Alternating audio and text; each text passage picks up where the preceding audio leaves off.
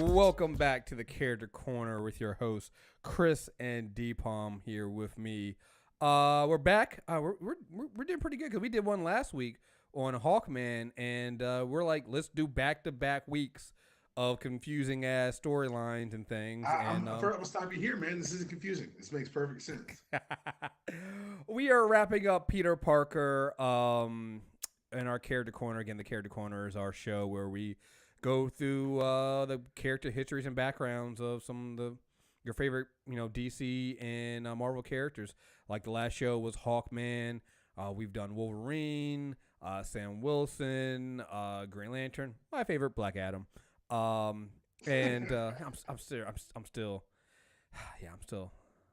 every now and then I go back and read that story just to help you.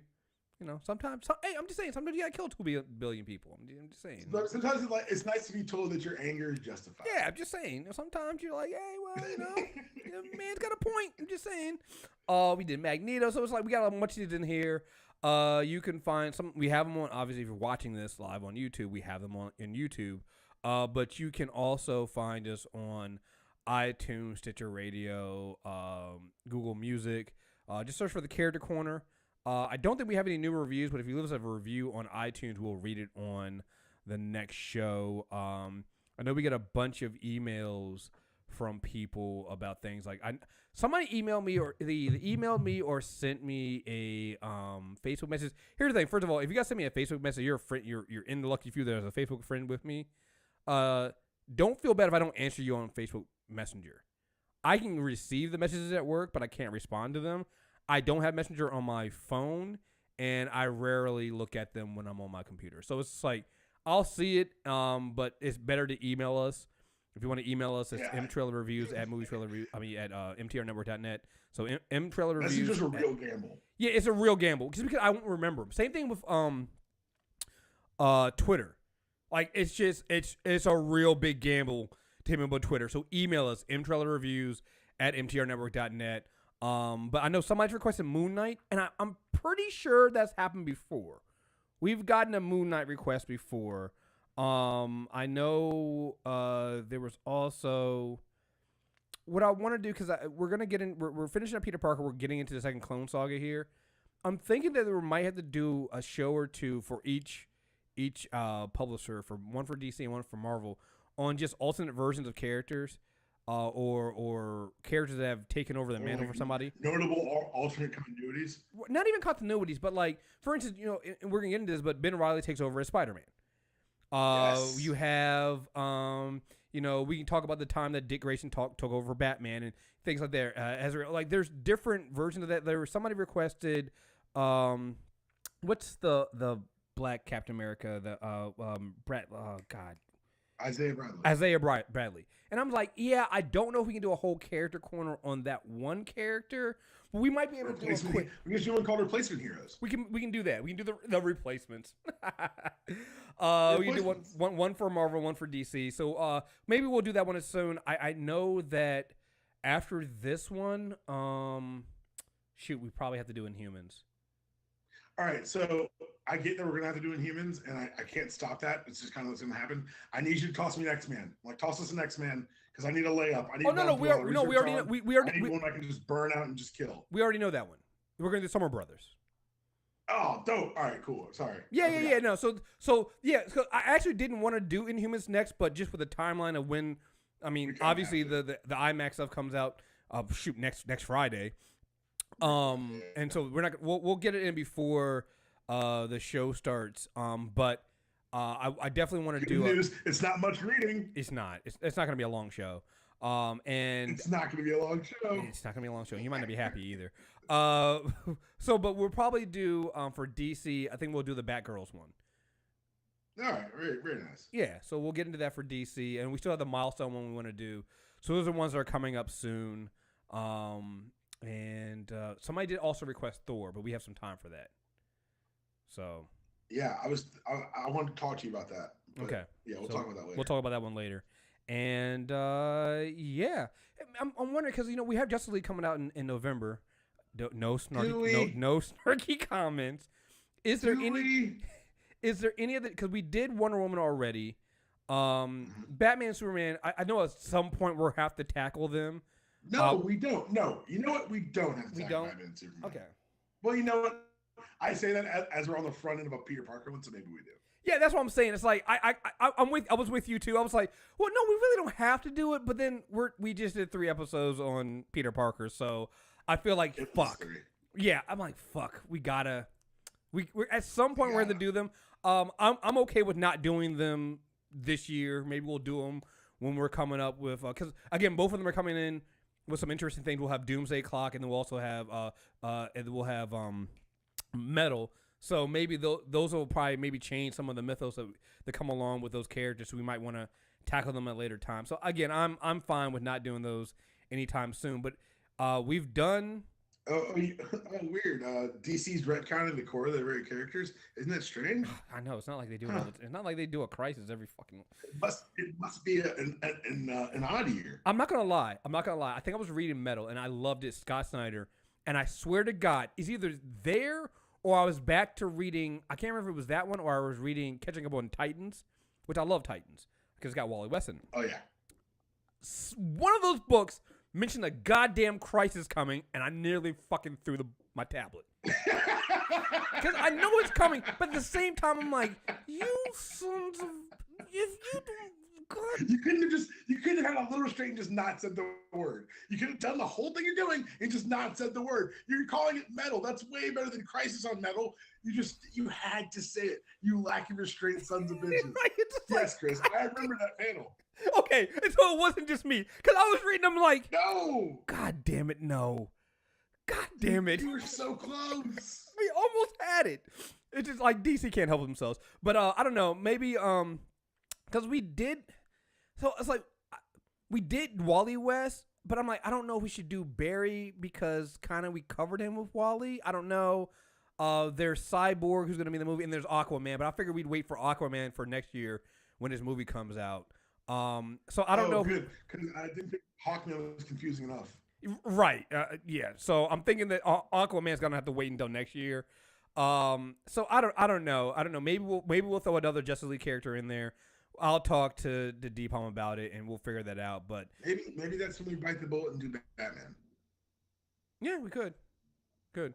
So I mean, that's one that will take some research, but we're also super familiar with it. Right, because we've done a lot. I mean, it's kind of like when we did the Spider-Man episode already. Right, we did the Rogues, and so it's not that. Plus, we've read a lot of Batman for the comic book clubs we do on the premium shows. So it's kind of that. You know what? That actually might be a good idea. Really good.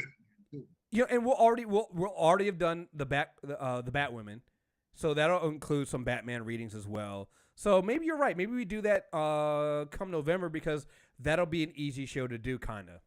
It'll probably be a multi-parter. It's definitely going to be a multi-parter. It'll be a multi-parter, but it'll be an easy. It's kind of like Spider-Man. Yeah, it is. I don't have to read as much. It's easier to find. It would be even easier if DC had an unlimited, though. You keep fighting that fight, huh? I'm going to keep fighting that fight until I die. One day, DC's going to get an unlimited. Because that's what made the Spider-Man one so easy. I can just go, oh, man, I need to read this. Oh, I'm going. Oh, well, look, I just go right here into Marvel Unlimited, and I can just find the books, most of the books I want. Every now and then I'd find one that wasn't there, and I had to go find it, but it wasn't, again, most of them are there. So, anyway, let's get right into this show. I don't think we had any new reviews, did we? No, we don't. All right, so let's get into this. We left off with Peter Parker, and we did the first part of this was teenage Peter Parker going up to the original Clone Saga. We then went into the next part that had the Hobgoblin Saga as well. We ended around then. I think we ended at Kraven's Last Hunt around that part, right? I think so. Yeah. So we are now here, and we are getting into. We're just going to go ahead and jump right into it and start with the second Clone Saga. And we covered Venom, right? Yeah, we covered. Oh, I'm sorry. That's where we stopped off. We stopped off with Venom. So that's where we ended off. Okay, because we've got to do some stuff before we get to the Clone Saga. Okay. I hate to do this. All right, let's go ahead and do it. Let's talk about one character who I hate, who is the 90th of 90s things that's ever happened. Carnage. Oh, I was... Okay. Oh, no, go ahead. You're right. You're right. I mean, I'm just gonna get it out of the way. Yeah, no, you're right. You're absolutely right. You have to do this, and yeah. So, at one point, Eddie Brock's locked up, and the symbiote gets to him and breaks him out of prison, but it leaves behind a piece of itself. It's later retconned that this is Venom jizz. this is how the symbiotes reproduce. It's Venom And jizz. It really is. Go ahead. It's Venom jizz. That's what it is. It is. I mean, I'm just saying we can call it what it is. And it bonds with a serial killer named Cletus Cassidy and becomes Carnage. Imagine Venom. Now paint him red and make him very 90s. Congratulations. That's the character design for Carnage. Like, I think his first act in the comic is he kills some guy who was a stupid name in the phone book because he found the dumbest name he could find. Like, it's ridiculous how over the top 90s KEWL this character is supposed to be.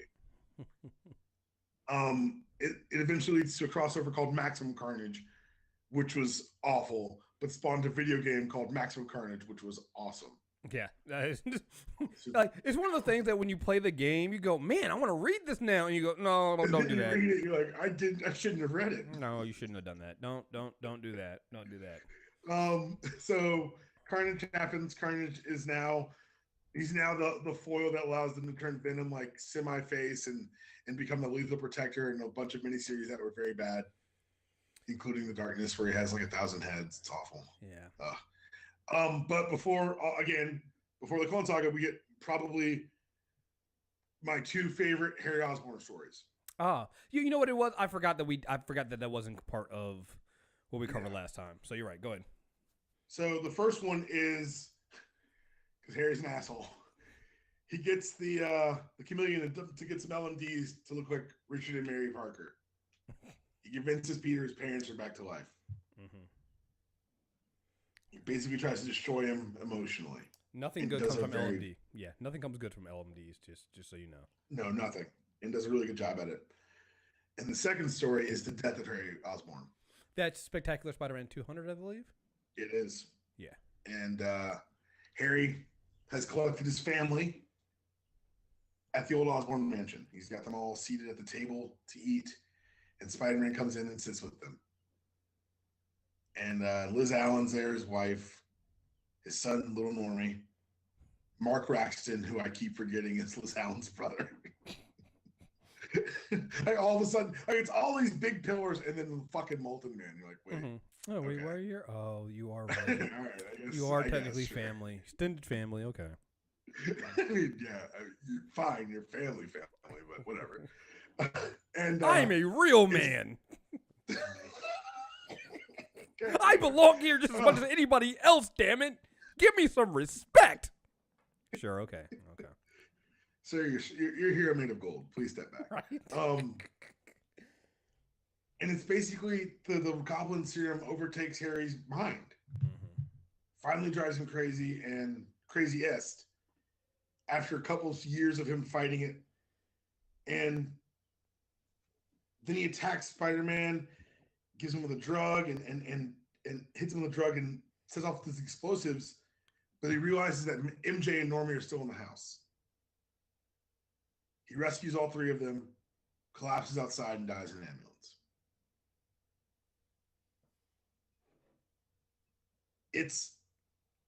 It's one of the things where you're like, oh, Spectacular Spider-Man, so like a secondary or tertiary Spider book. Mm-hmm. Oh, their anniversary issues. They're gonna be something big, right? Right. It was one of the ones that it had repercussions because it's how we get the LMDs after this, but it also really it was impactful to read. Still, right. It was really well done. Right, exactly. And you're dealing with a fairly significant part of Peter's life and Harry Osborn.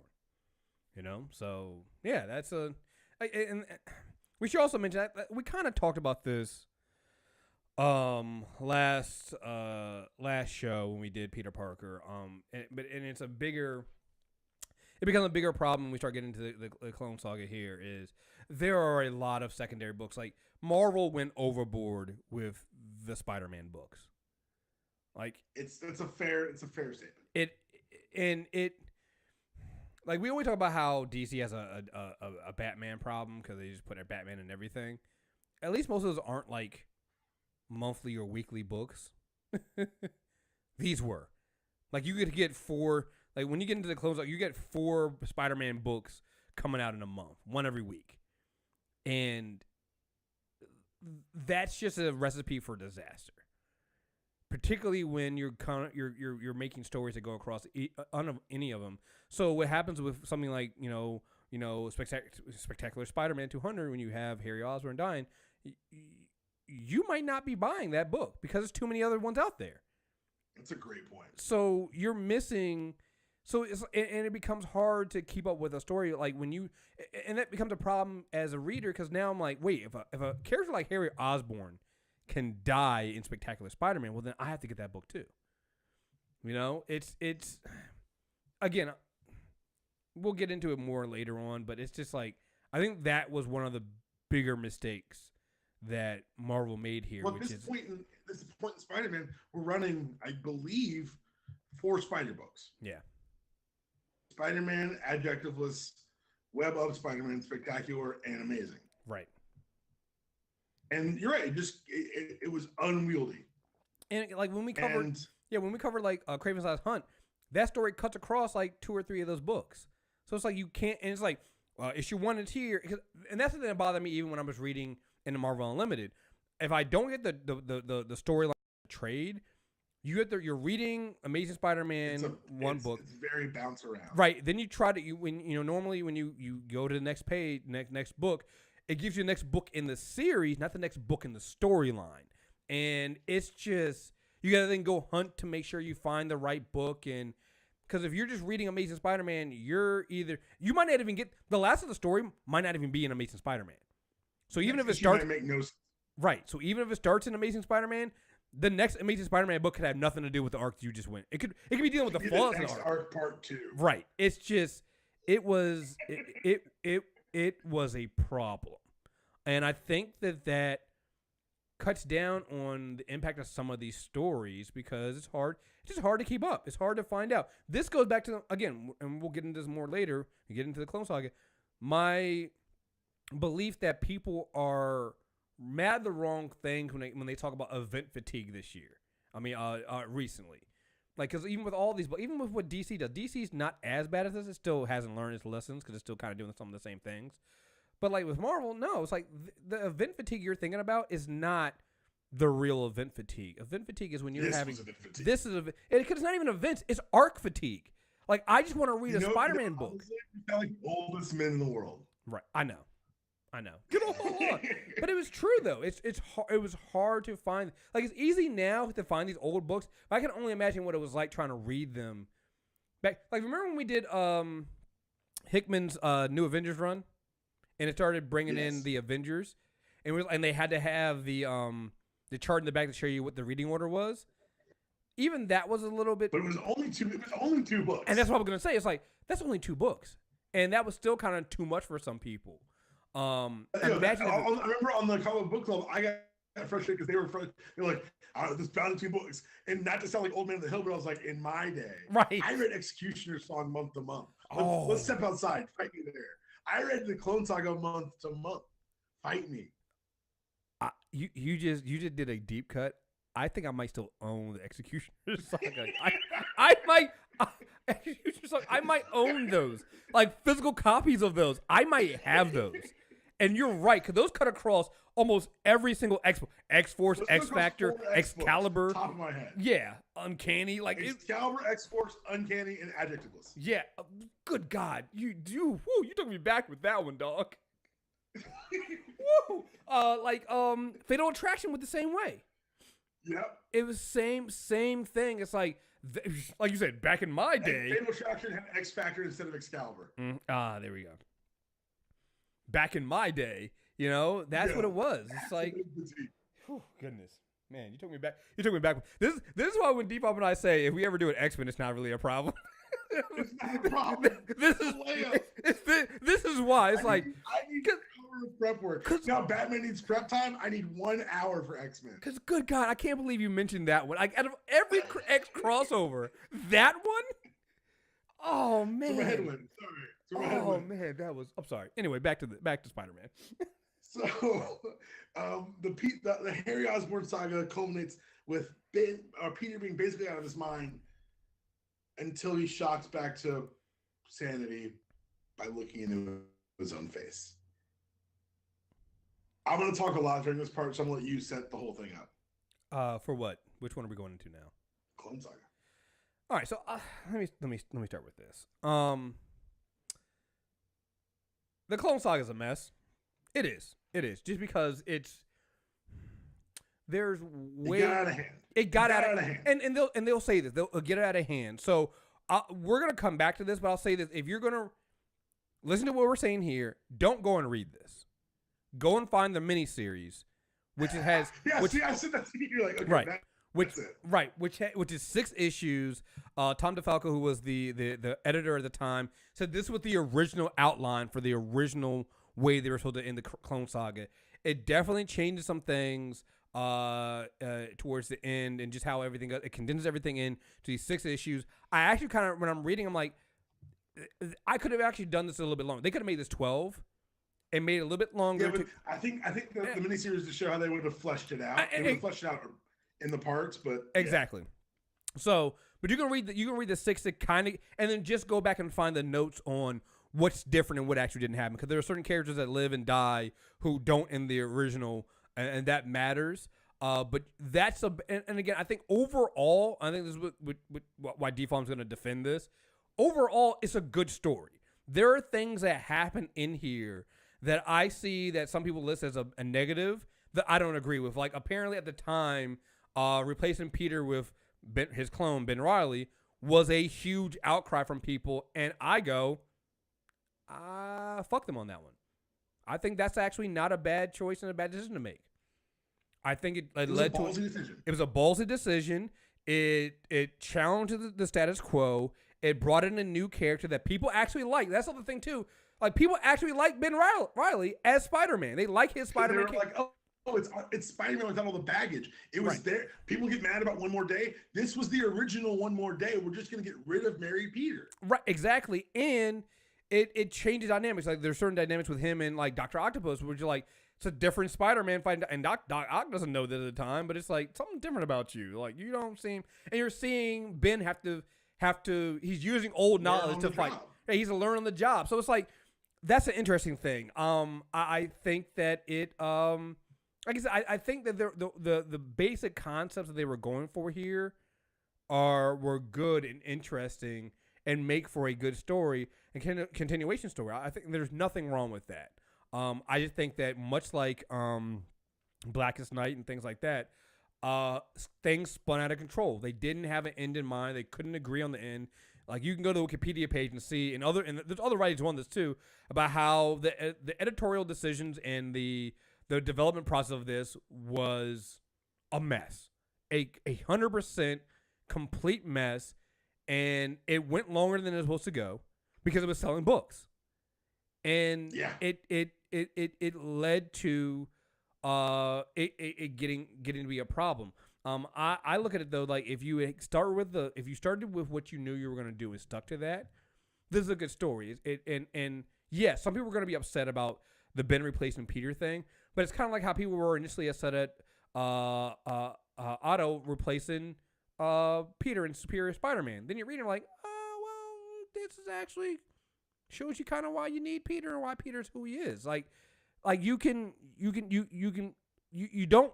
There's certain things in here that fans are, of course, going to get upset at the time, but that's because we're fans and we're fickle and stupid sometimes, because we don't see the big picture, and we don't see beyond the fact that you're replacing our Peter Parker. Now everything we've known for the longest time is a lie, because we've been liking the clone. We didn't know that. That's wrong. You're ruining his relationship with Mary J and stuff like that because we're stupid. We're fickle.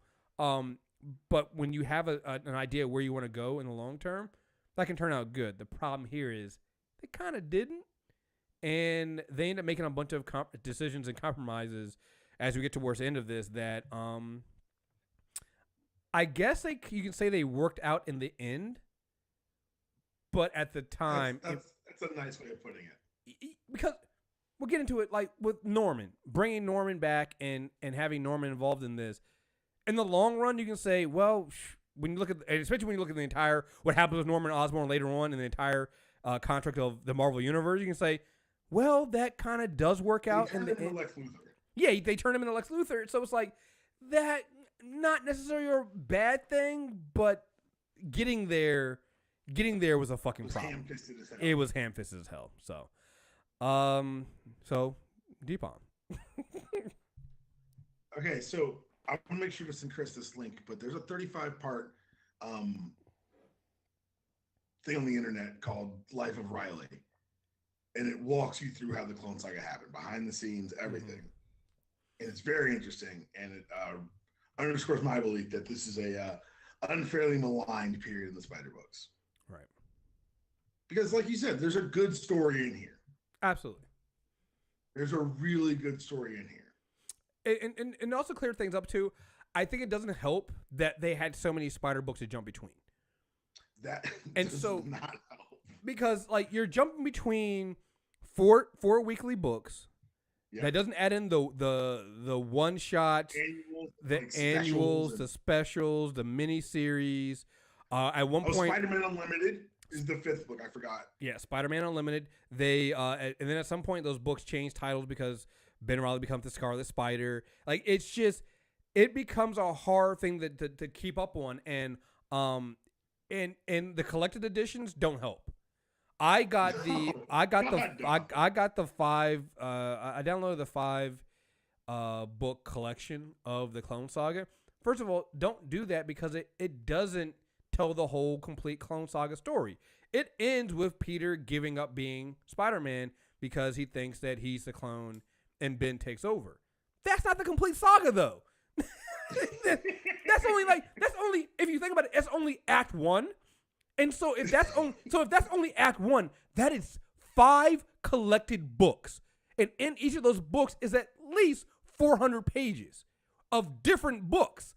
That tells you how much of a complete shitfest of a story this was, because there are too many books in there. It's just, but you know what? It's so 90s. I can't argue with any of that. It's so 90s. I wouldn't dream of arguing with any of that. That was wonderfully said. But I want to tell you right now, as a Spider kid in the 90s. Oh, no, it's great. Crap. This was crack, my son. But that's why the story kept going, because it was selling. So it was selling so well, because for the first time in my life, because you got to remember in the 90s, back issues were like things you read about. Mm-hmm. You didn't get your hands on I couldn't get my hands on a Lee and Ditko Spider-Man. Right. No way. Right. So this was my first exposure to what people say they want so badly, the unmarried Spider-Man, the single man Peter Parker. Exactly. And it was different because, as we talked about in the last 2 character corners, the Spider-Man corner of the universe had turned pretty fucking dark. Kraven buried him alive for 6 days. Absolutely. Absolutely. Carnage is a serial killer with superpowers. Like, that's Carnage in a sentence, that's his shtick. Right. And you're dealing with an older Peter Parker who, like you said, is married. MJ is pregnant. You find out MJ is pregnant. Yeah, it's a lot going on. Aunt May is dying, and you're like, well, it's about time, kind of. It's the longest. Hey, whoa. I'm just saying, maybe it's about her time. I mean, so there's a lot of things going on, that, don't really relate to if you were a fan of, like, if you were growing up with Ditko's teenage Peter Parker, then I can definitely see how you're like, this is what the fuck is going on here. This doesn't. We're making progress now. All of a sudden, you're getting rid of what the natural progress is. It's kind of funny when you think about it. They fixed this currently by having Miles Morales be teenage Spider-Man, while Peter can be adult Spider-Man. You fixed this problem. But back in the day, this was their option. It was just a problem, right? It was just a problem. And it's like, what the fuck we're gonna do? Well, we'll bring in his clone. And so Ben shows up. Ben's been on the road for 5 years. He's living another life. They cover us in a miniseries, of course, that I, of course, paid for. Spider-Man: The Lost Years. Yes. It's not very good. No, it is not. It is part of. It's part. I think it's part. I think that's book 1 in the complete Clone Saga. They give you the. Cause it kind of gives you some back. Put it in chronological order. Yeah, they put it in chronological order, which again, like, it's not good, but it gives you the information that you need on his. Also, because if you don't do it that way, Kane just shows up, and you're like, "What the fuck is wrong? How do you know who the fuck is Kane?" You know. So when you put it. As a sneaky huge fan of Kane, like, yeah, right. But it's like this gives you some back. It gives you, they don't explain who Kane is, I don't think, in those Lost Years, but they at least show you where him and Ben. Because I want to say the first time they meet, if you don't do it in chronological order, in the order the books came out, Ben said something about Kane. You're like, who the fuck is Kane? But that's the whole point. Like, that's, and I think that was kind of like the idea at the time was like, we're going to build this mystery and then you're going to want to buy this miniseries. Right. And guess what? It fucking worked. Anyway, Ben shows up. He's taking on a name that's Uncle Ben's and then Aunt May's maiden name. And he just comes back to New York after 5 years. He tells Peter he's his clone. Well, and to be fair, he comes back because he's heard that Aunt May is dead. I mean, it's dying. Aunt May's sick.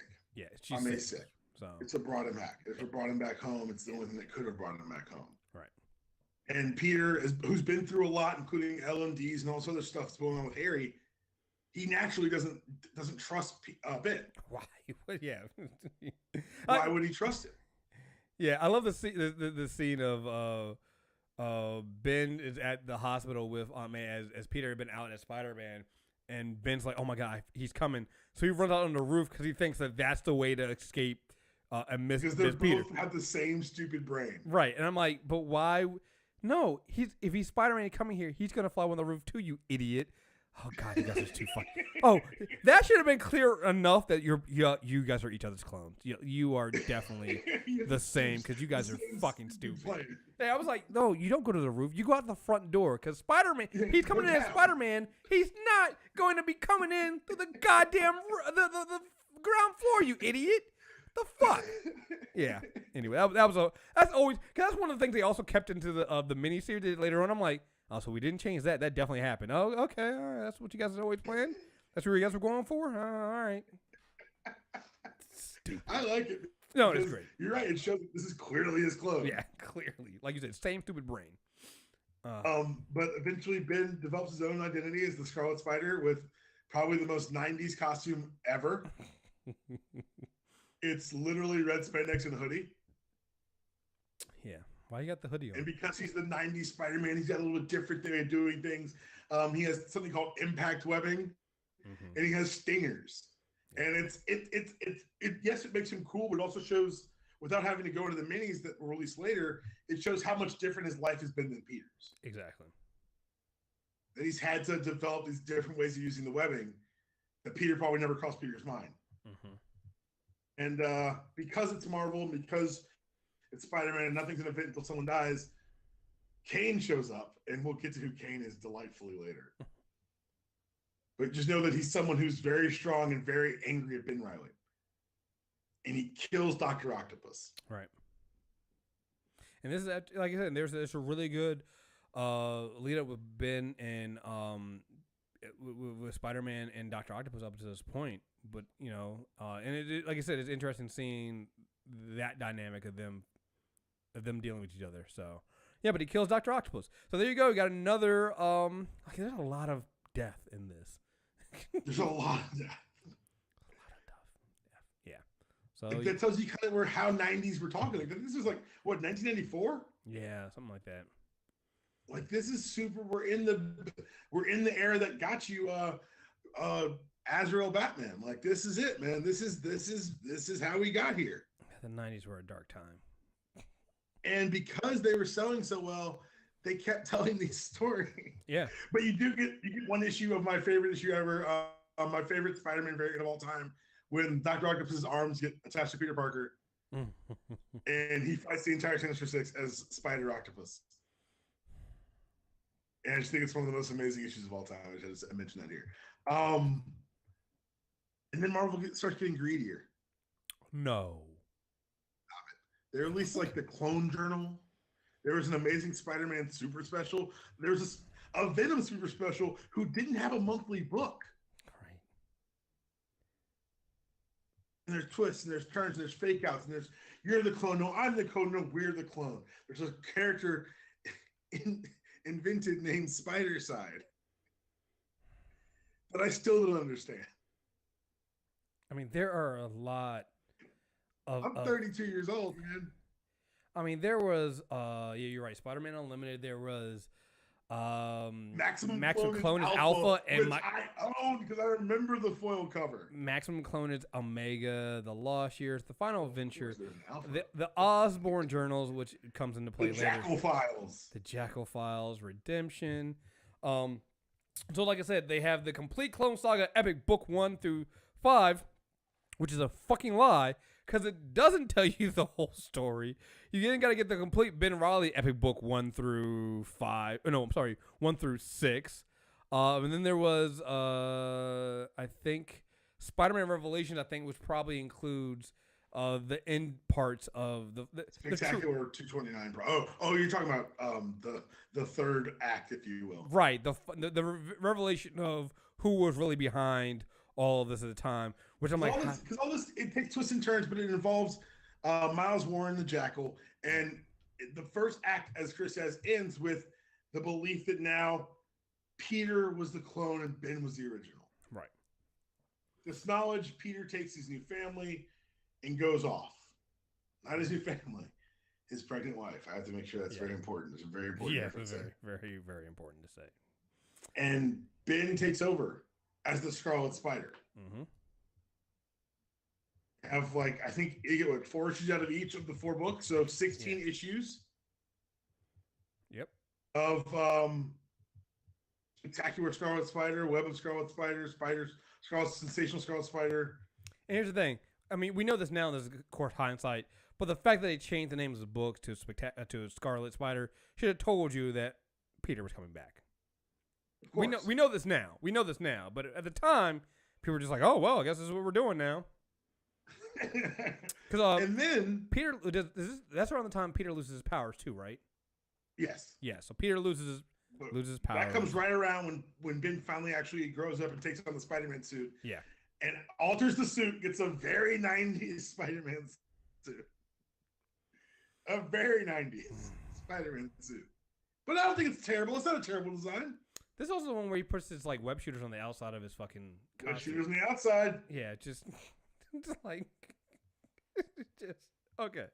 It's the Spider-Man version of pouches. It really is. there is a great. I can definitely wear my web shooters on the outside. There is a good line in the little miniseries they did when they for the original script where he's saying at one point Peter and Ben they're fighting someone. It might be Dr. Octopus. It might be someone. Maybe it's Kane. Like at any point do you have any regrets about doing anything? It's like. No, my only one regret is not putting a pouch in my costume for the cell phone with the Avengers on speed dial. Just like, that's actually not a bad idea. Why don't you have that? Why don't you have that? It's like you can put web shooters in there. You got all those other web shooters. You put your web shooters on the outside, but you can't have a fucking pouch for your cell phone. What? Come on, man. So Ben becomes Spider-Man, has some pretty cool adventures. There's a great Venom miniseries which I also paid for. Venom Along Came a Spider. And you get Spider Carnage. It's like you said, like Chris said, it's little wrinkles when Ben's under the suit because he's fighting the same villains, but it's like a brand new fight. Mm-hmm. And they find a way to bring in a new Spider, but called Sensational Spider-Man because money. But because of the odd timing of all this, and the way it didn't link up with the Marvel Universe, a major Marvel event happens with Ben Reilly wearing the suit called Onslaught. And one day I will cover Onslaught at length. But I think the idea that the entire universe changed while Ben Reilly was Spider-Man is still amazing to me. Also interesting is the fact that when they did the Amalgam Universe, Ben was Spider-Man. Yeah. And so it's just those little things are like, oh, these big touchstones in history. Why is Spider-Man's suit different? Oh, because it's not Peter Parker.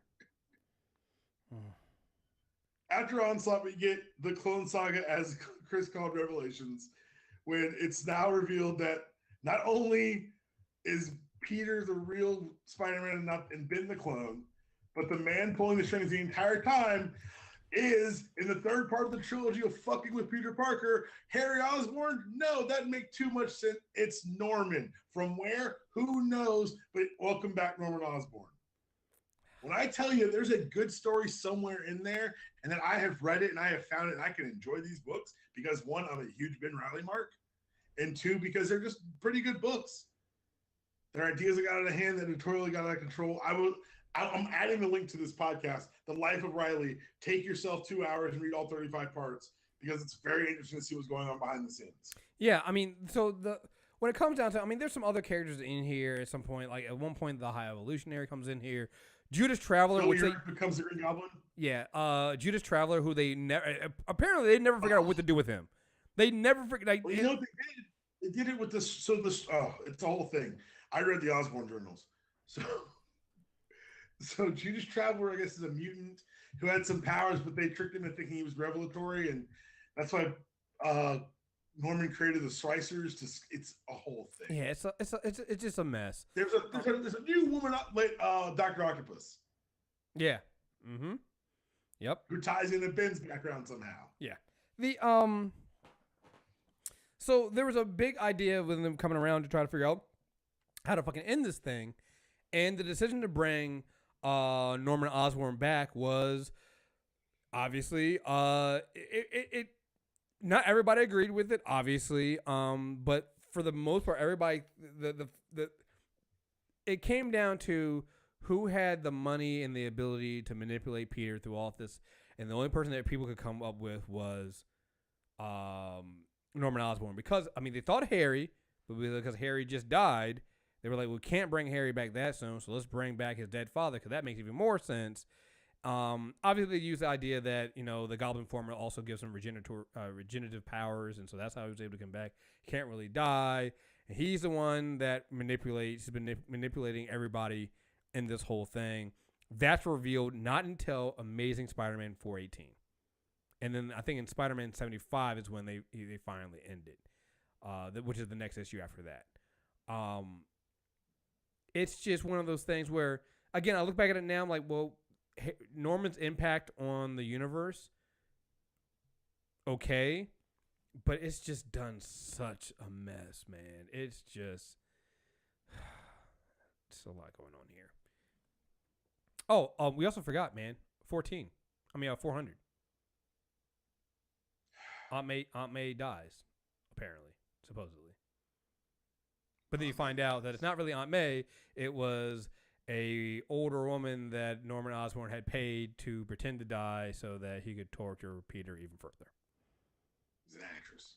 Which sucks because, again, that's supposed to be a pivotal moment. That's a moment, man. That's a moment. Was a moment. That's a moment. And you go in here and 18 issues later. That's the thing about this. 18 issues later, you erase it. Yep. Yeah. Want to go into who Kane is? Yes, Kane. My favorite of the clones. That's right. He's another one of the clones. He's the first Spider clone, but because I guess the Jackal did something wrong, he started to suffer cellular degeneration, which actually becomes a huge plot point for everything the Jackal allegedly does during the series. He's a defective clone, but he's a little bit bigger, a little bit stronger than Peter, and he's got like a twist on the wall crawling. So yeah, Peter can stick to walls, but Kane puts his hand on people's faces and pulls away using his powers, leaving what they call the mark of Kane. Such a 90s, the mark of Kane. He's so 90s. It's amazing. You get every time the thing is, he's only so 90s because, like, I'm going to say this character's name again, and it does not matter, and it's fine. Spider-Side happens. It's like Homicide and Spider-Man had a baby, and this word came out. The Jackal created a clone of Spider-Man that for some reason could shapeshift and could like turn. It was basically Clayface Spider-Man. and I don't know why it existed. I don't know how it died, but it's actually never been resolved. No one ever actually captures Spider-Side in the end of this book. And whoever brings him back is the most demented writer of all time. I'm staring at you, Dan Slott. It like I said, we're gonna keep putting. Like, I might just when I put this video up on YouTube, I might put a little note at the bottom of the video that says there's a good story in here somewhere. But there is, though. I mean, there really is, because then is there anything else we want to cover in the overthing? Or do you want to? I'm all cloned out. Huh? You're all cloned out. All cloned out. Yeah. So when you go, I want to say, when did they do this? They did it in 2009 when they did the miniseries. Oh yeah. I think they did it in 2009, and it's not continuity because it can't be. So one other thing that happens in, I guess one of the other big things that happened in the clone in the original storyline is that MJ's baby is a miscarriage or stillborn, right? Yeah. So, Clone Saga miniseries. This is where Tom DeFalco and I can't remember who he brought in with him. They wrote they did 6 issues to write what the original script said. Again, it's a really condensed one. Like I said, I could see it going longer for this just to flesh some things out, but it does what it has to do with showing you how it really should have ended. And what they do is most of it's the same. They cover up a lot of things. They don't kill Kane does not kill Otto. That's one of the things that sticks out there. I believe Aunt May still does die, right? I can't remember. Yes. No. Aunt May lives. They live because what they find is that again, revealing that the mastermind, we'll get into who the mastermind is, had MJ and Aunt May infected with some virus, and so Ben and Peter need to go out and try to figure out how to save them. You take a long enough look back, it looks like it's very much like a greatest hits of Spider-Man. The whole story is because getting something to save Aunt May is like the quintessential Spider-Man story. Exactly, and that's what it is. Long story short, they do it. They find out that it's not Norman Osborn that was the mastermind behind all this stuff. It's Harry Osborn, which again probably would have made more sense. He had cloned he's trying to get the original clone formula and fix the destabilizing agent that the Jackal had, so he can bring back his father Norman, while also still tormenting Peter and Ben. Once again, he had lied and tricked Peter into thinking that he was a real clone, and Ben was. That they show you even throughout this time that Ben and Peter remain close. And like there's that one scene where Ben and Peter are trying to put together the swing for the baby. MJ has her baby. Scarlet is born. And in a scene that's reminiscent to when he died, when Harry is going to try to, because also what happens in the original Saga is Ben Reilly dies. We forgot to mention that. Yeah. Ben dies. And this one, Ben lives. Norman, the clone of Norman Osborn, dies, saving Peter from being impaled by Harry's glider, almost in the same way the original Osborn died, and it ends there. So you end with Ben still being alive, May being alive because he was never replaced with another person, their baby being alive, Otto alive, Norman Osborn is dead, but Harry is back. That is how the miniseries ends. And again, ignoring my feelings about what they did with Harry, because I think you can then make an argument that you can still do with the stories that happen later with Norman Osborn, just make it Harry. So I honestly think that if you're gonna like the Clone Saga miniseries they did with their original ending, how it should have done, I think that shows you and proves that there is a good story here. Also, like if you go like Clone Saga, and we're gonna move on, I promise. But like there's that I gloss over it, but that Dr. Octopus story in there is great. Yeah, it's a really great. It's called Love of Death. Spider-Man gets an illness. Only Dr. Octopus can save him in a very underrated white suit. He ends up saving Spider-Man's life, but not before figuring out, learning his secret identity. Yeah. And Otto says, we should fight one more time because that's kind of our legacy, even though we have so many similarities. This is a note that Slott would expound upon later on, but we'll get to that. Unfortunately, before they can fight, this is when Kane kills Otto. Right. But it's kind of a great send-off for Otto Octavius, who had been kind of written into a rut in the early 90s. Mm-hmm. Mm-hmm. So, all right. So, what do you want to hit next? Well, it's tough because there's a lot of stuff I didn't like in the late 90s I don't really feel like talking about. Yeah. What I did, like the four identities thing. Yeah, so what I did was I only read one story before getting into I mean, I know a lot of stuff happened before then, before getting into the other in Civil War. And again, not saying these things were good, but just they're important marks in his life. I read in volume 2, number 38, The Conversation, where you have Aunt May finding out May and Peter finally have a conversation about him being Spider-Man. Right. So I read that. I did read some of the Mark Millar Marvel's Knight Spider-Man. It's good. Yeah, it's good. And also I read the Spider-Man Dr. Octopus.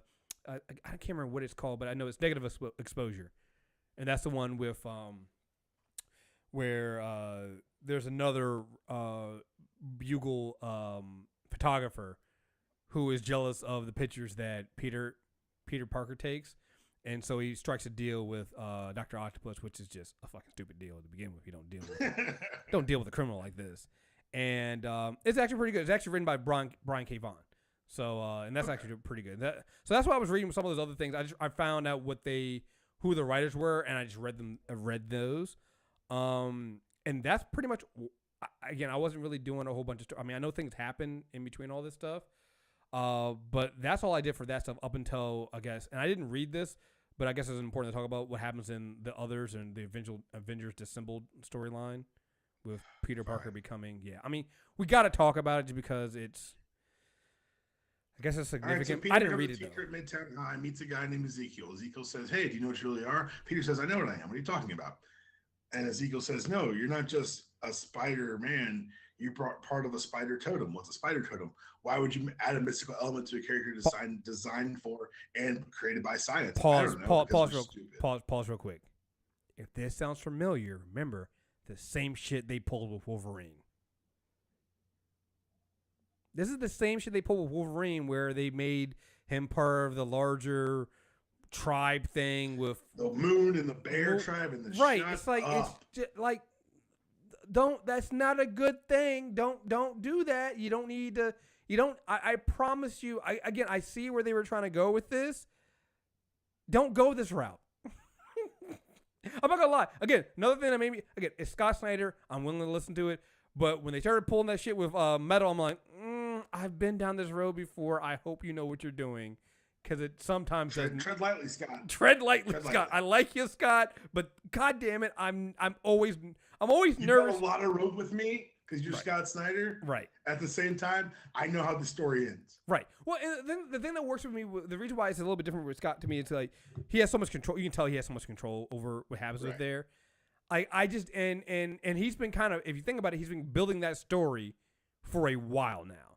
So I can kind of go with it. Yeah. With these other stories, like what they did with Wolverine and then what they did here with Spider-Man, it's just like it comes out of nowhere, and it feels like we hit a raw creatively. Let's just go fucking nuts and go crazy. Let's add some other elements to the Spider lore. And again, I didn't read it.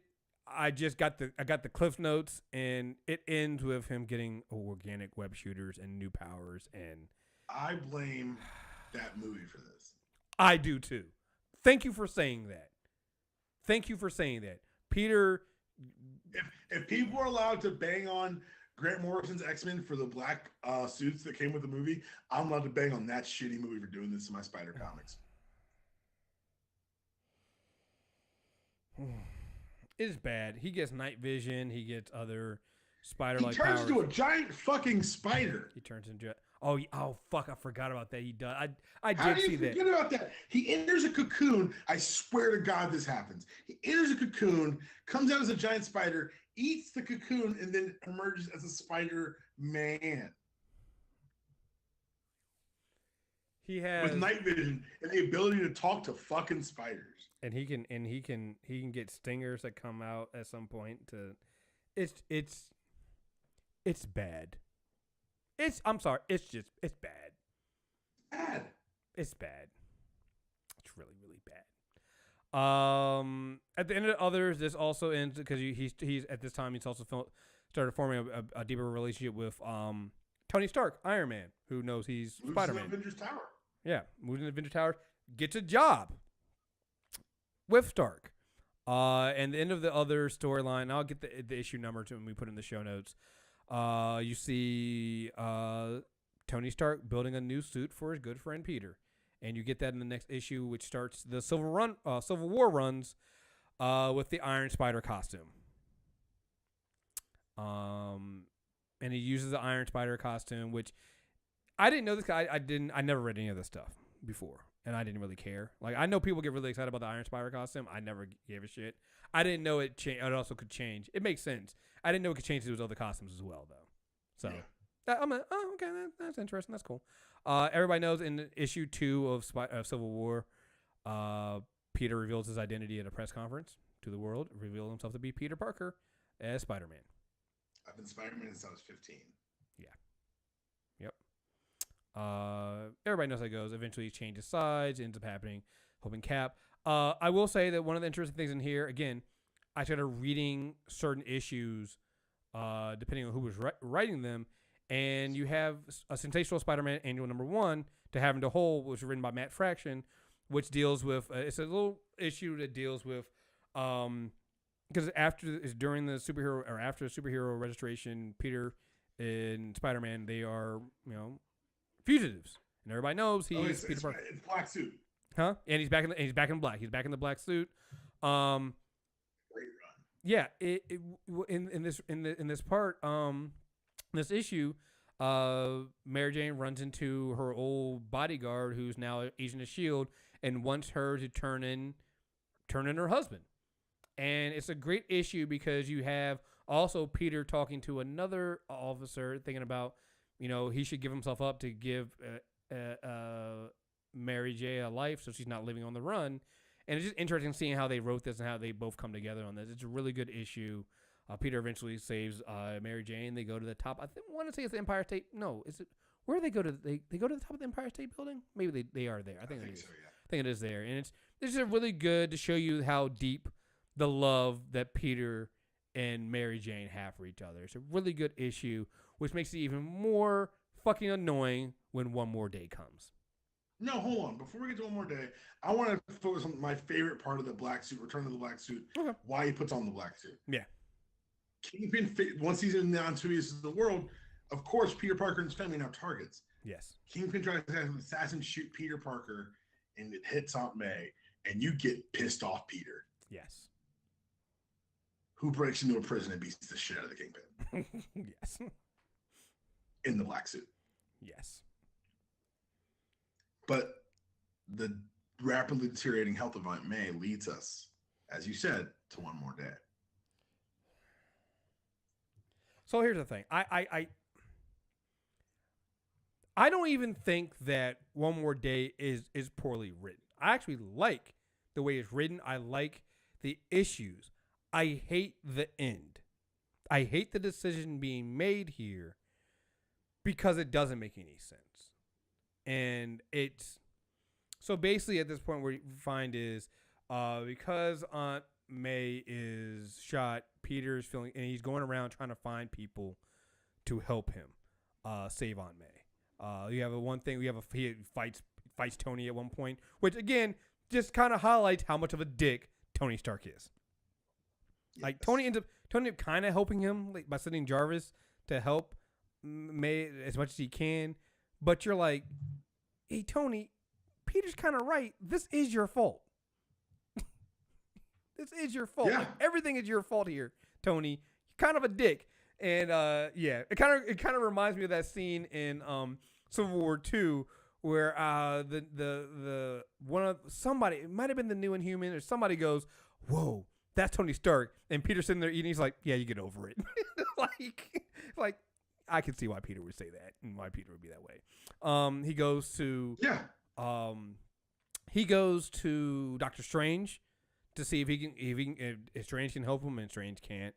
And finally, he's confronted by Mephisto, who says that he can save Aunt May's life, but instead of selling his soul, what he wants is the marriage and love that MJ and Peter have for each other. And the reason why it bothered me so much, because there's a part in this where MJ even says to Peter, I don't want you to get mad, but listen, May is old. And I don't want you to get mad at me about this, but why can't we just say this is her running her life? And Peter's like, well, that would have been true, but it's kind of my fault, and blah, blah, blah, blah, blah. I can't buy any shit. Aunt May's old. And you're willing to give up your entire marriage to MJ to save your aunt, which I get it, but no, man. That's a stupid idea.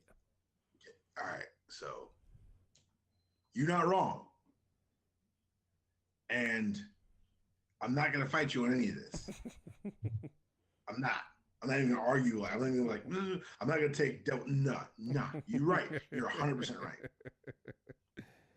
The only reason I accept One More Day today, the stories that came out were straight fire.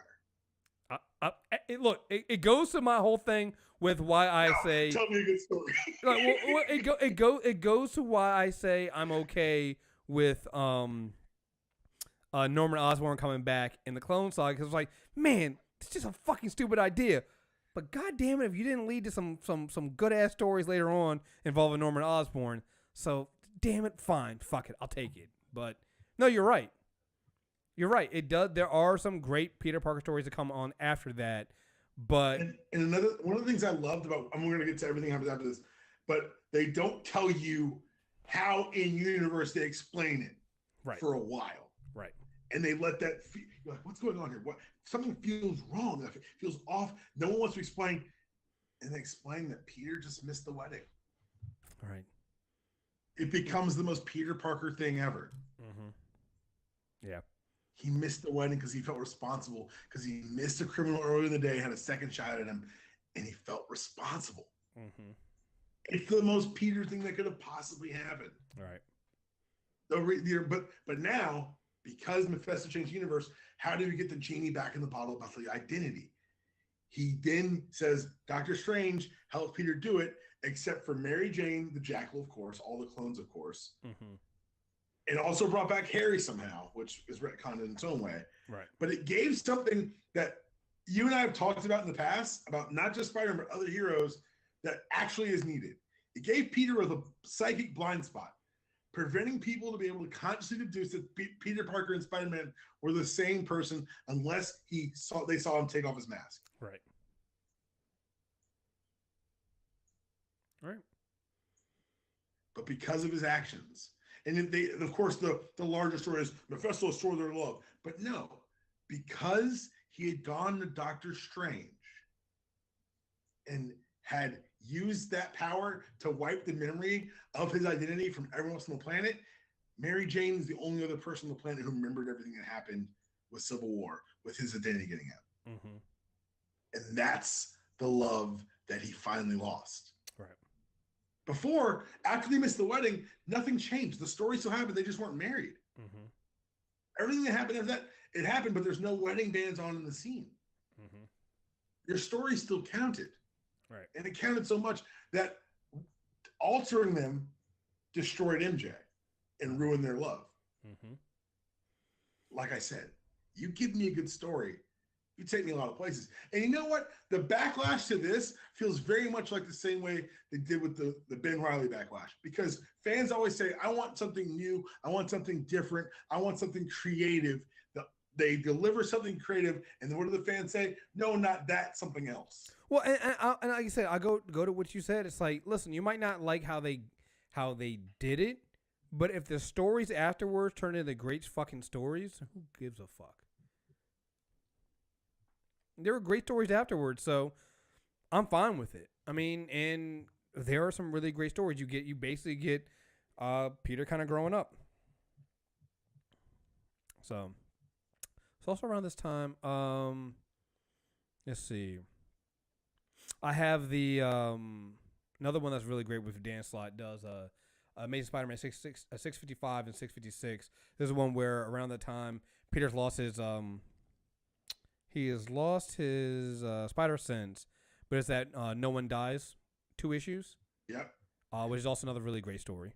And we are moving past. We're gonna kind of hand past a lot of the Brand New Day stuff. Yeah. Just because it is newer. Like if you're someone who's a Spider-Man aficionado and you backed out, I do want you to read those books. There's a lot of great Osborn stuff in there. Yeah. They bring back Carrie, and that dynamic with Norman, who becomes basically top cop, is very interesting and very well done. Like all the Dark Reign stuff with Spider-Man is great because, particularly in the New Avengers stuff, because there's a scene in New Avengers where at the very first time Norman comes on television revealing his New Avengers, Peter said he's crazy. It's gonna fold for him. And the entire time the whole thing is like, keep watching. He's gonna blow up. He's crazy. And at the very end, they rip off Norman's Iron Patriot mask, and he's got a goblin face painted on underneath. And he goes, "I told you he was fucking crazy." I told you he was fucking crazy. Why doesn't anybody listen to me? He's fucking amazing. No, don't worry. This will all come crashing down because Norman's crazy. Right. What do you mean? Just wait for it. Right. He's a crazy person. Told you. Right. I'm sorry. Also, the one thing that also happened through One More Day is the web shooters are gone. They never really explained that. They never explained it. They never explained why all those new powers he got. They didn't even include that in what they used actual magic to put the secret identity back in the bottle, and they never mentioned the other. God bless you, Comic Con. Yeah, they were just like, so this is the thing I like about. You know what? They do bring up the other. Slott's a genius. Yeah, no, they do. I forgot they did. They did the Kane thing. Yeah. They mentioned it before. It's like, yeah, they kind of, but they don't explain it. That's how they bring back Kane. Yeah. Well, so here's the thing I like. Here's the thing I like about Marvel when they do some of the stuff like this. If they make a mistake, they don't do a crisis like DC. They just go, we're not doing that shit no more. But wait, didn't he have there? What happened where? What? It doesn't look anything to me. What are you talking about? Look, you can get mad about it. You can sit there and go, man, I wish they would explain it. Marvel just goes, Grant, web shooters? I don't know what you're talking about. What the fuck? Where'd that come from? He had a web shooters? Are you sure about that? It's right here in the book. You had several issues of him doing this. It was a big thing when he was in the Iron Spider suit. He had web shoot. He had again. What do you? Well, I don't know, man. I don't know. You know how Slott fixed it? How? Spider-Verse. Oh, you're right. Yeah. This motherfucker is, when I tell you, people tell you I don't read Spider-Man since Brand New Day, that means you missed all of Dan Slott's greatness. Yeah. Dan Slott's a psychopath. Yeah, no, he just said, we're going to embrace it all, and we'll figure it out. So. And he's done it in a beautiful way. Yeah. You also have Peter joining the Fantastic Four when Johnny dies. Yep. So that's a thing. I think I don't have the issue down here, but yeah. Well, it starts in because he goes to the wake. They're 588. Yeah, she shows up at the Baxter Building, and they're basically just reminiscing him with the family, reminiscing about all these times they were all together. The funny one was when Sue got in trouble for indecent exposure and got arrested. Mm-hmm. But I also love his relationship with Franklin because Peter's got Uncle Ben, he's got his Uncle Johnny. Mm-hmm. They're heroes who died. Yep. So that's also another great. Like I said, there are some great stuff in here. You guys already know we covered it in the Rogue War book, and that's why we're kind of skipping over some of this last. If it seems like we're going fast with some of this last bit of stuff, it's because a lot of it we covered already when we did the villains of Spider-Man, like that entire Gauntlet run. From the Gauntlet, was it? Is it Gauntlet and then this Grim Hunt? I think. Yeah, it's the Gauntlet. Yeah, and then Grim Hunt. The Grim Hunt.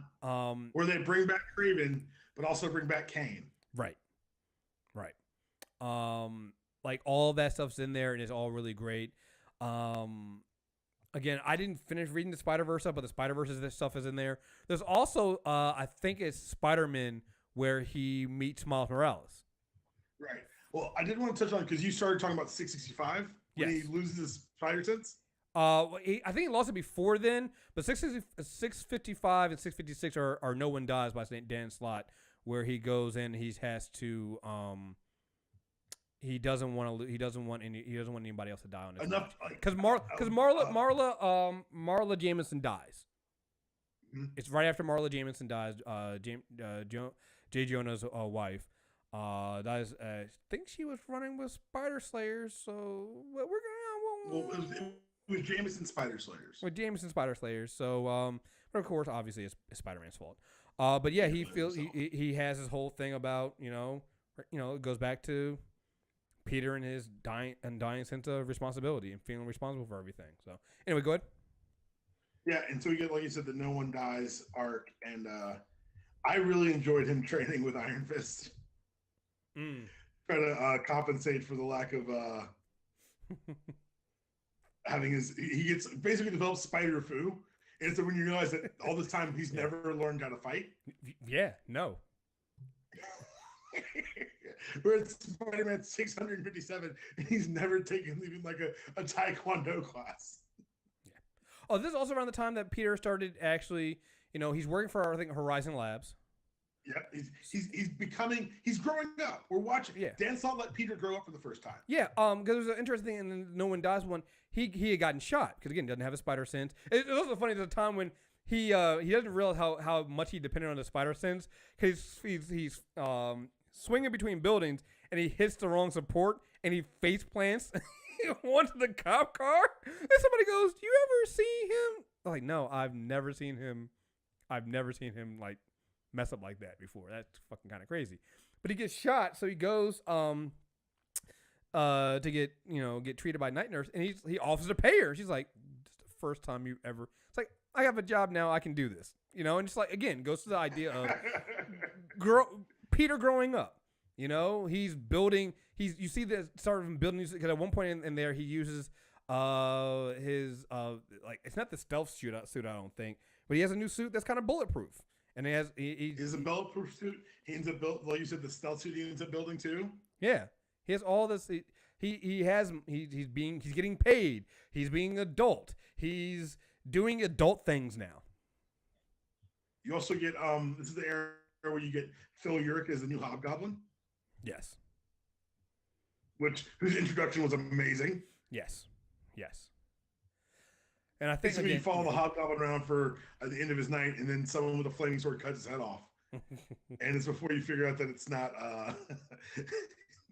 it's not left down. It's not anyone that we thought it would be under the Hobgoblin suit. Right. And Roderick Kingsley's going to come back and have to set the house right, but he's not happy. It's a lot of very fun books in here. And again, like I said, a lot of them you go through the character corner we did covers a lot of there are some really great stories because what I found interesting when we did the Spider-Man villain stories, we had again you still go and read some of the classic stories here. We found a lot of great stories in the last few years of Spider-Man. Like there are some really great ones. In the Gauntlet thing, the one I pushed you off of earlier, Spider-Man. Yeah, Spider-Man is a really great one. You have the great thing about the Gauntlet is you get like these 2-3 issue runs for some of the most classic Spider-Man villains. They call it the Gauntlet because Spider-Man just running between each of these villains of his villains, and they're getting you had Sandman had a great run. You had the great stuff with the Rhino. The Rhino. The Rhino stuff is so great. Like I get chills thinking about this when Rhino finally snaps and says he's got to take out the new Rhino, and he's just like, this is not going to be good. And he doesn't want to. And doesn't want to do it, but destroys that guy. And Spider-Man, he's like, Spider-Man is trying to stop him from getting back into that life. And he's like, I lost him. I can't, it's over. It's done. Like, the Rhino's all it is a great run. Shed is another great one with the Lizard. It's heartbreaking. Yeah. Heartbreaking. Like they're all really great stories in there. Sandman has another great one in there. Like it's, whew, there's a lot People of. who tell you there's nothing good in the Brand New Day stuff aren't reading it. Yeah, no, there is. You might not be happy with the fact that MJ and Peter don't have that love right now, but there are a lot of great stories that came out after that because they finally elevated Spider-Man to where we've always placed him. Mm-hmm. Like, yeah, he's been an Avenger before, but we get things like Spider Island. There you go. Yeah. It seems like, oh, it's the Jackal again. Yeah, of course it's the Jackal again. Jackal's always there. But it's the return of Kane. Mm-hmm. It's the integration of that other arc because that's where Kane's body comes from, and they're fighting the Spider Queen. Mm-hmm. Yep. So, we're not gonna get too much. They even brought back some more of the danger of the secret identity because they removed the blind spot. Because when Spider Island happens, he tells everyone he's got spider powers. Like, of course they all do, but he doesn't say that he just got his. Mm-hmm. But he does weaken the blind spot. He loses his girlfriend because of that, Carly Cooper, mm-hmm. which becomes a problem later. Yes. But yeah, Spider-Man becomes this superhero. Like you said, Peter Parker's growing up by joining Horizon. You get Spider-Man fighting the Dr. Octopus to the ends of the earth, like literally. Right. He's wearing an anti-Sinister Six suit. Like he came ready to do this. Mm-hmm. And it really felt like the elevation of Spider-Man to the highest of highs. He gets a sidekick that eventually gets to shut down in Alpha, which people didn't like it, but I really did. And then you get the final reach beyond the grave of Otto Octavius. Mm-hmm. Because Octavius used an Octobot to switch his brain powders with Peter,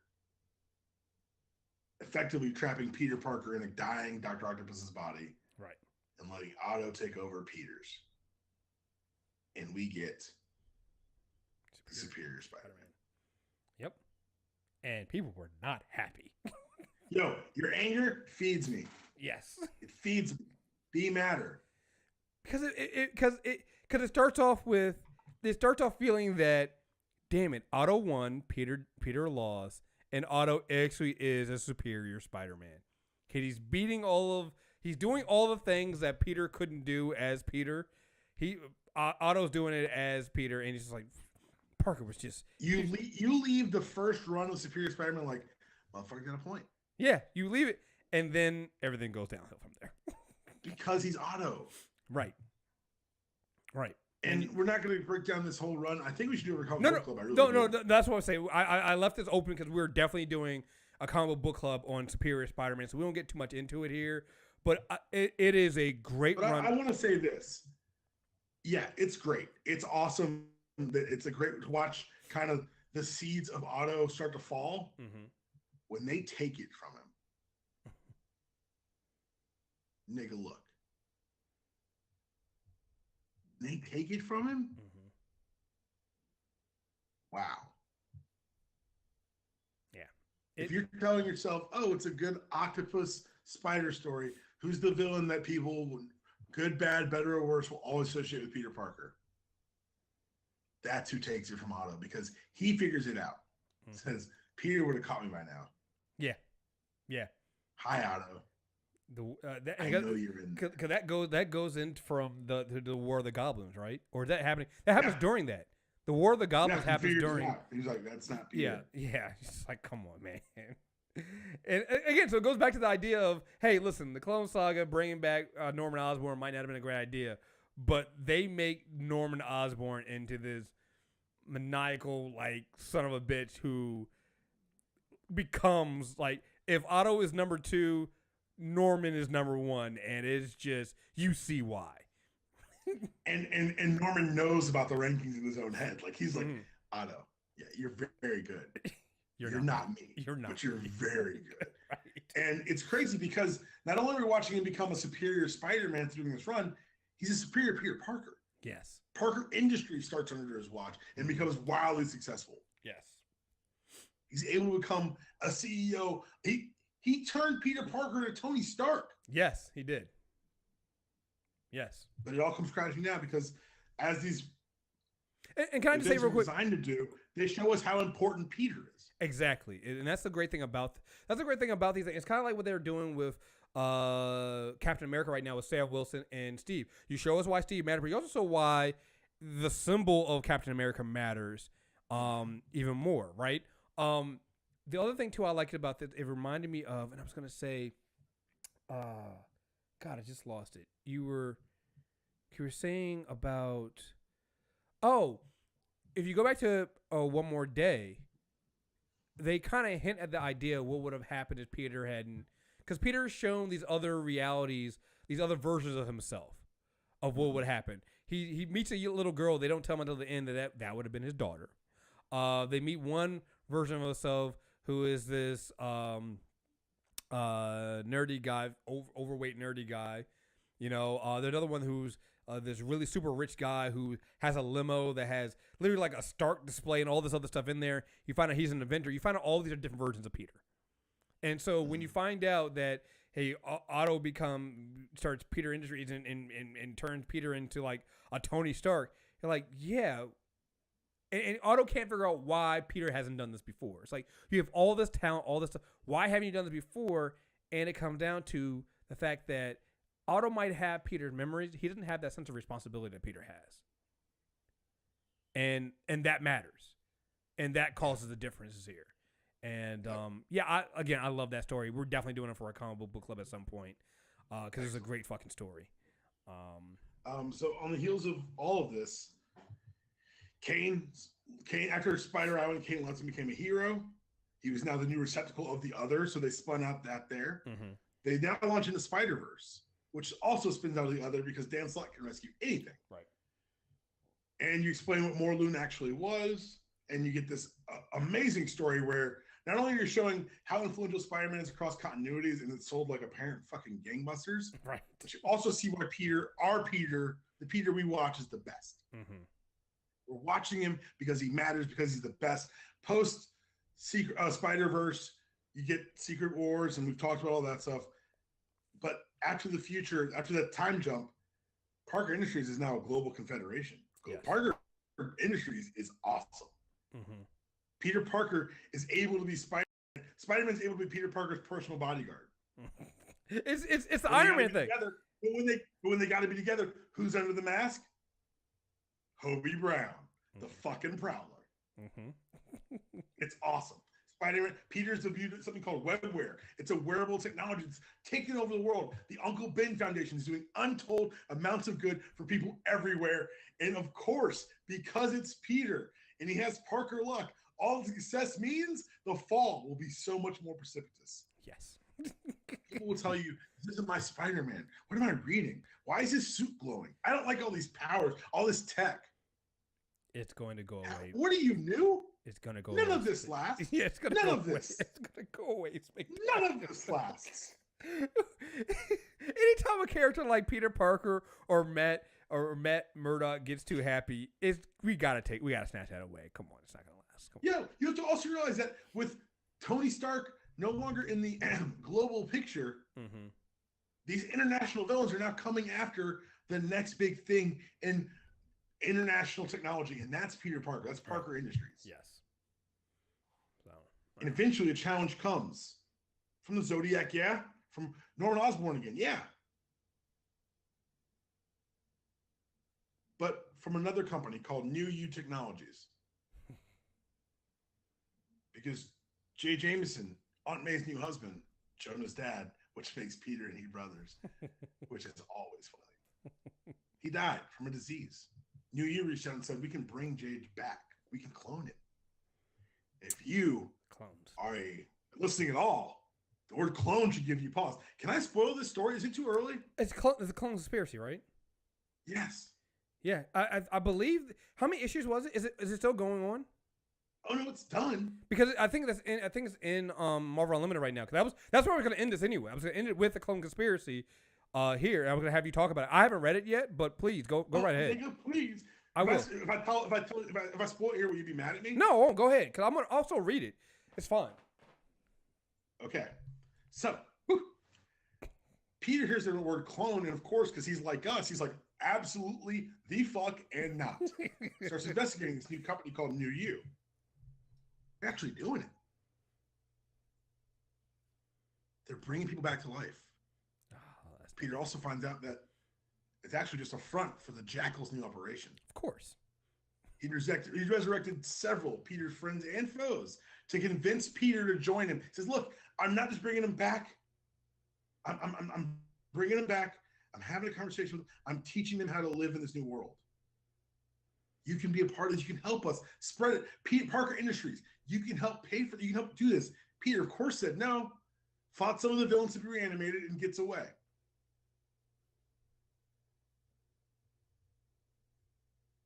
He gets away with the help from Gwen Stacy. But he realized that this isn't the Gwen Stacy that was cloned. It's not even his Gwen. It's the Gwen he met during Spider-Verse. Oh, wow. And she's there with her time-traveling partner, Kane. Excuse me, dimension traveling. Because they know something about New You. And this is where the story gets awesome. Because apparently, because Kane had stayed behind after Spider-Verse helped fix other realities, he learned that any place where New You popped up would turn into a carrion world. The villain carrion, the clone that goes bad that turns into a zombie, this disease affects every world where Parker helps out New You. Peter doesn't know this. Gwen can't tell him, but we, the reader, do. So they go to Horizon to meet with Kane, Rhino, who's been resurrected. How did Rhino get resurrected? How did he become okay with it? They brought back the woman he loved. They've taken Kane, and Peter gets his first glimpse of the fact that they also brought back Gwen. Peter goes to New You. He hears about a final shipment coming in. Something they're going to resurrect.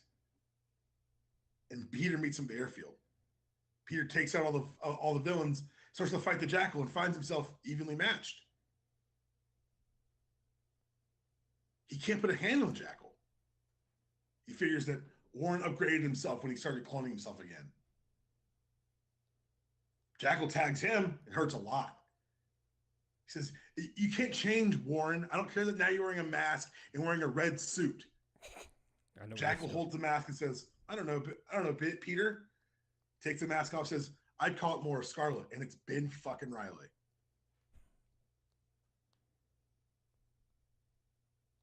The backstory is this. When Ben disintegrated on the rooftop at the end of the second Clone Saga, the Jackal collected the remains. Said, you were the closest I ever came, Ben. You were the perfect clone. So, of course, he reanimates him. Says, how did you survive so long? I got to see the difference. So he kills him and brings him back. And does this about 18 times until Ben snaps, gets out, and beats Jackal senseless. When the Jackal wakes up, he says, I'm in a tank. What'd you do? He says, I revived you. Or did I? And he realizes that there's 7 other of himself helping work with Ben in the lab. Says, you don't know if you're the original or not. So you can't afford to kill him. He says, why? He says, because all the clones have to take these. And holds out a pill. It's a stabilizing agent. But Ben found a way to make it needed so you have to take it once a day. Or who knows what'll happen. Well, we know because the readers, the carrying thing happens. So when Peter figures out that it's his twin, it's his brother. He says, he's running this. But he still doesn't trust him. He's wearing the Jackal mask. Says, Peter, I promise you, if you let me show you what's in that crate, you will work with me. I have a feeling I know what's in the crate. He says, it's Uncle Ben. And then Peter stops and says, tell me more. And then you realize how this has gone wrong on so many worlds.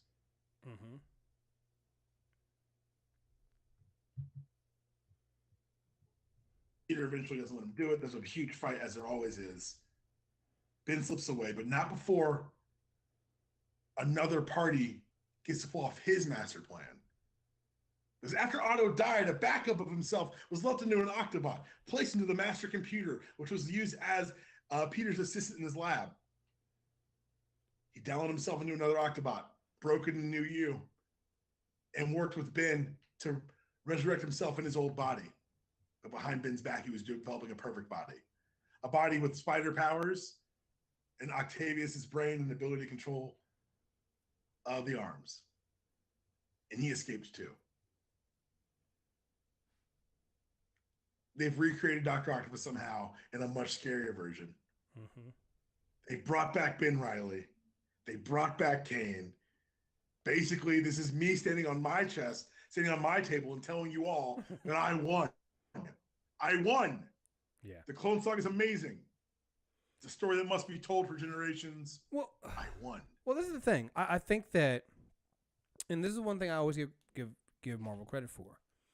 Sure, you can go and retcon, they change things around here and there, but for the most part, they keep a linear line from where they are. So even when they make mistakes and things like that second Clone Saga, they just spin out of control, you keep them there. You don't reset them. You don't get rid of them.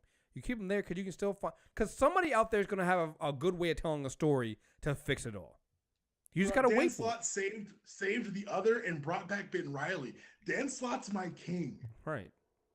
You know? So, come on. There's a Scarlet Spider book being published right now on Year of Our Lord 2017. Mm-hmm. Yeah. So that was great.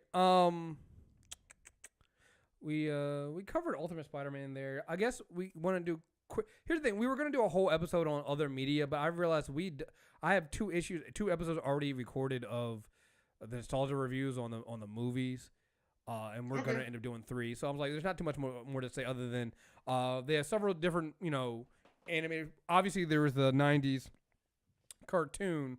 Which Spider-Man was not allowed to throw punches. Yeah, where Spider-Man literally was not throwing punches. I don't believe he could throw anybody through crashing glass either. Nope, there were a lot of weird rules with that one.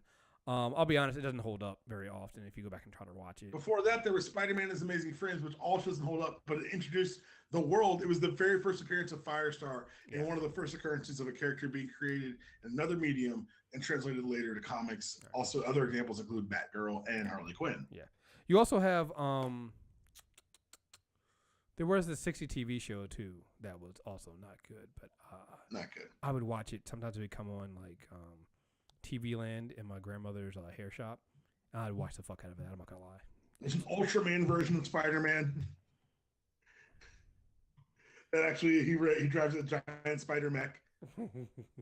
And he appears in Spider-Verse. Yeah, no, that was great. So he's now in continuity. Well, because that is that's the Japanese live action version that they did, and you can find those on. If I can find a YouTube of those, I'll put it in the show notes. If you have not seen that shit, it is fucking amazing. It is terrible, but it is goddamn amazing.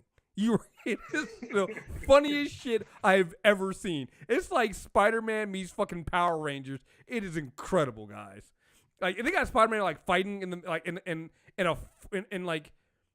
not in a forest, but like it's like an open field with like 1 or 2 trees. I'm like, how is Spider-Man? That's how Spider-Man got down in that series. Oh god. Other animated series, Spider-Man Unlimited lasted for 1 season on Fox. It was the follow-up to the '94 series. There was Spider-Man, the new animated series, which you may remember is the CGI one from MTV. Mm-hmm. I think it was from continuity with the 2002 Spider-Man film. I think it had 2 seasons. And then there's my favorite animated Spider-Man, Spectacular Spider-Man. It was written by the same team that brought you Young Justice and Gargoyles. A lot of great world building in there. It's basically Stan Lee's comic given life and put on television screen. If you can find those 2 seasons, watch them. They're amazingly done. The Green Goblin story is great in there. They do the black suit perfectly. They're currently airing, I think, just ending the Ultimate Spider-Man series. It was the Disney XD follow-up. Partners with that Avengers series that I don't watch either.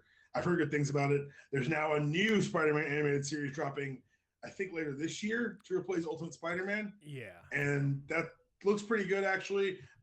Movies, we talked about all the movies. The Raimi series, which, whatever. Mark Webb series, which I actually like more than most people. And then Perfect Spider-Man, the most recent Spider-Man. The amazing, incredible Spider-Man Homecoming. Yes. We've talked about that on the spoiled movie review already. Other versions of Spider-Man in comics. There is Ultimate Spider-Man, which, if you wondered what could happen if you gave one writer and one artist the ability to tell this story in 2003, this is it.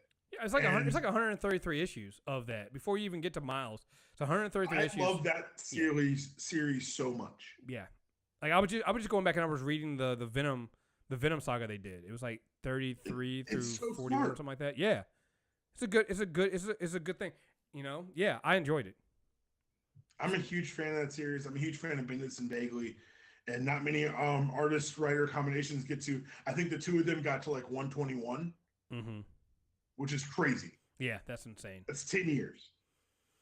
That's 10 years on one book. Yeah, like that is and that's why that's unheard of. That's why that book feels so consistent, also. So, and Mark Bagley's his big thing. He said each issue I want to draw Spider-Man in at least one position that he'd never been drawn in before. Yeah, and it feels fresh. It's fresh written. I would recommend for people who are like, oh, there's so many books. Go read Ultimate. Seriously. Yeah, no, seriously. It's a good run.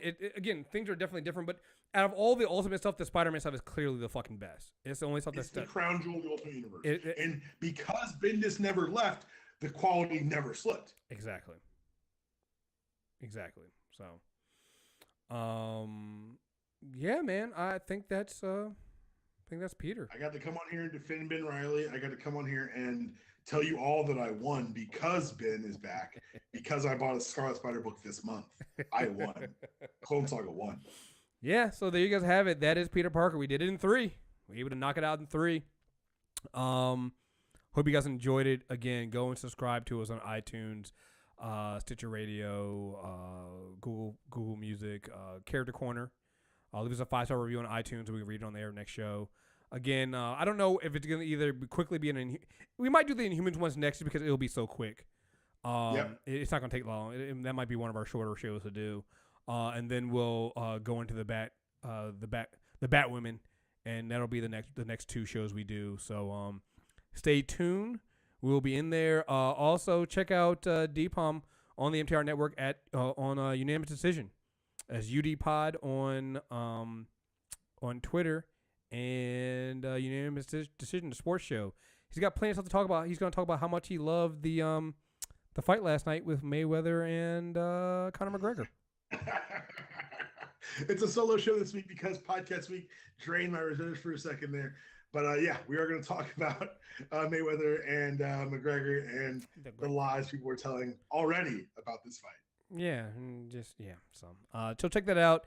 And again, I just did a great insanity check with Leslie from Safety Pen Box and Interracial John. You can check us out there, Insanity Check, everywhere there. We have Secret Sauce is coming out with a new episode as well soon, and everything coming out on the MTR Network of premium stuff. So check those shows out. Again, we have a comic book club that'll be coming out for the next 3 volumes of Saga. I think it's volumes 4 through 6 we're doing next.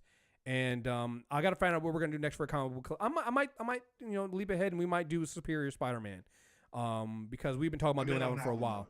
Yeah, we've been talking about doing that one for a while. So maybe we'll do that. So just go and sign up for MTR Premium account on the site, or you can wait later on this week. We'll be announcing our Patreon, and you can sign up for Premium through the Patreon account. So doing it on the site.